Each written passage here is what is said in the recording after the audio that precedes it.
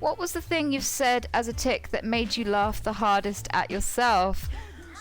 Oh, there are so many. Fuck me. Fuck my biscuit. Go on, fuck my biscuit. Go on.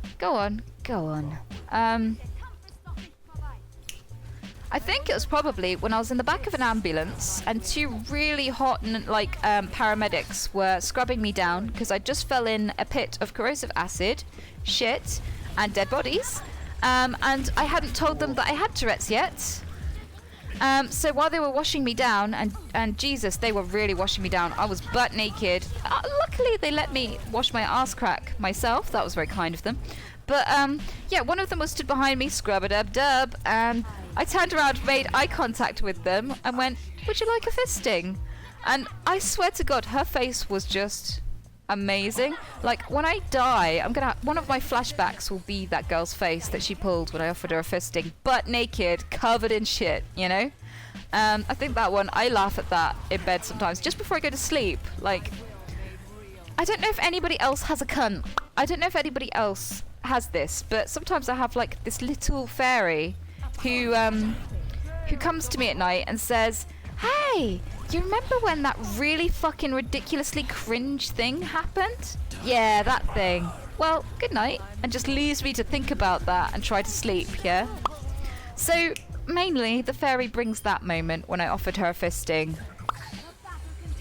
Why, if you don't mind me asking, why did she fall in the pit of bodies? Dead bodies, human shit, and corrosive acid. It was a... Skipped past that. Yeah, we just skipped past that. Okay, my dick's on fire.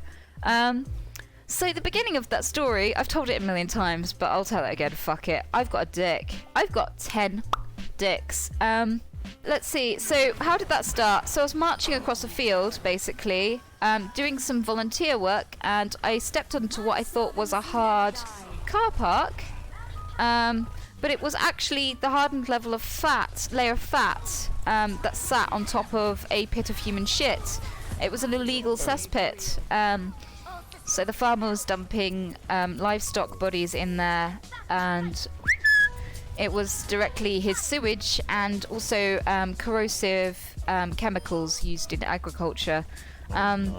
So I thought it was a car park, stepped on it suddenly neck deep in shit.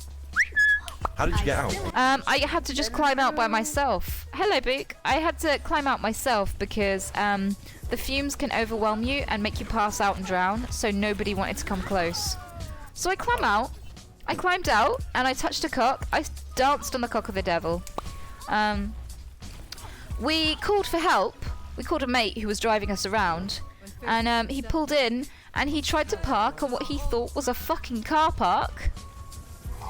Ended up halfway into the pit. He put his brakes on just in time, but if he lifted his foot off the brakes, he'd have ended completely up in there and sunk and died. Poor lad. Jesus. So he's waiting to get towed by the fire brigade. My dick's on fire. I love my dick. And so he's waiting there to get towed with his foot on the brake, staring a horrible death in the face. Death in the face. The shit pit has enveloped the front half of the vehicle. And he lights up a cigarette, and what we didn't realise is that shit is incredibly flammable because of the chemicals and the methane. Yeah. And so he sat there with a fucking cigarette right above it. And he put it out on the side of the car. If he hadn't done that, both of us would have burned to death. But he got towed, and these really fucking hot firemen, like, oh my god, like Adonis firemen come. It was like an advert for, like, I don't know, an advert for something really gay. And they come out and they're like, "We're really sorry, we're gonna have to hose you down, the water's really cold." I was like, "Do it, mate. I've never smelt so bad in my life." Like, whenever I took a step, my Wellington boots were farting, because they were so full of shit, both audibly and in terms of smell.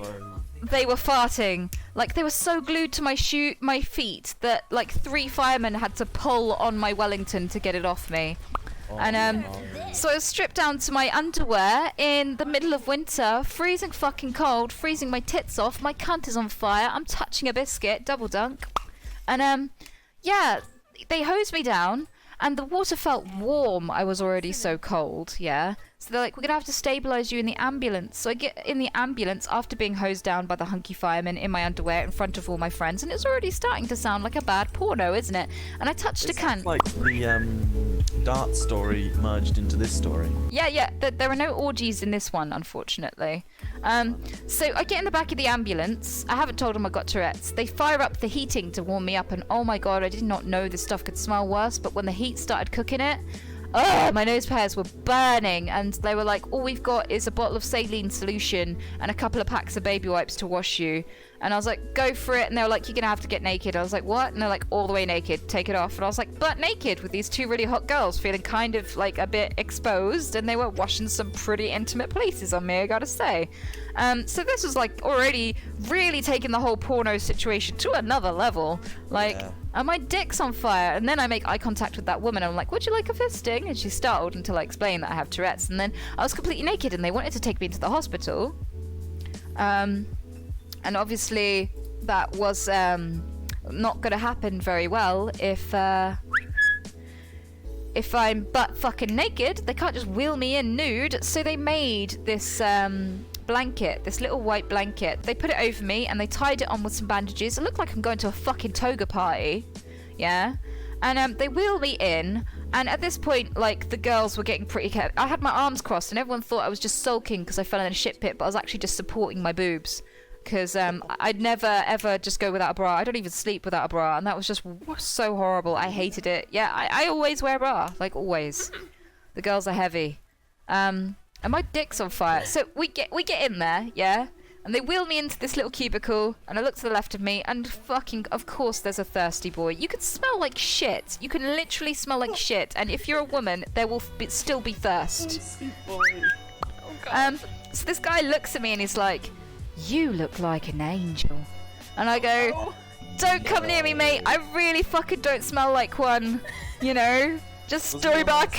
Or anything? No. It's just like the fact that I was all in white. Like, and yeah, after that, I had to be in the hospital for quite a few hours. They did a few things, and then when I got outside, the vehicle that had fallen halfway in the shit pit was the vehicle I was going to get driven home in. So I could smell my way to the vehicle in the dark. I knew exactly where it was, you know? And on the way back, we got a text going, by the way, we've got a photo of you with that cigarette about to burn yourself to death, you fucking plonker, to the driver. Yeah, and we just laughed all the way home, like, how many times did we nearly die then? Oh god. Yeah, like... Good story. Yeah, fuck me, I was swimming in a shit pit, nearly drowned in a shit pit, then nearly burned to death, and then nearly died of fucking exposure. Yeah? So, yeah, it was a day. That was my cunt in a nutshell. Congratulations on not dying. Thanks.